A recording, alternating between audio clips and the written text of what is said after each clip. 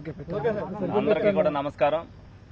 ఏదైతే కూటమి జైత్యయాత్ర ఎప్పటి నుంచో కూడా చెప్తానే ఉన్నాం. 4వ తారీఖు వచ్చేసరికి ప్రజలందరూ కూడా దీపావళి చేసుకుంటారని చెప్పాం. వాళ్ళు ఉన్న ఈ 12 సీట్లు 13 సీట్లు రావడానికి కూడా ఏదైతే సర్వే సంస్థలు మేనేజ్ చేసుకుని 1% 2% ఓట్లు తగ్గించుకోకుండా ఉండటం కోసం ఆర్ఆర్ మస్తాన్ లాంటి వాళ్ళని అటువంటి వాళ్ళని ఉపయోగించుకోవడం వల్ల ఆ 12 సీట్లు వచ్చినాయి. కానీ లేదైతే ఆయన నోటెంట ఏదైతే 175 సీట్లు అన్నారో ఆ 175 సీట్లు ఈ కూటమికి రావడం జరిగేది. అందరూ కూడా ప్రజలందరూ కూడా నియంత పాలనకి ఏ విధమైన గుణపాఠం చెప్పారనేది ప్రజలందరూ కూడా చూశారు. ఎవరైనా ప్రజాస్వామ్యంలో ప్రజల మన్నలను పొంది గెలవాలనుకోవాలి, ప్రజల్ని భయపెట్టాలి అని అనుకుంటే ఈ రోజున ప్రజల తిరుగుబాటు జరిగితే ఏ విధంగా ఉంటుందనేది ఆ రోజున మేము పాదయాత్రలో ఏదో చెప్పామో ఈ రోజున తిరుగుబాటుని వాళ్ళు నిశ్శబ్దంతో చూపించారు. వాళ్ళు విప్లవం ఏ విధంగా ఉంటుందనేది.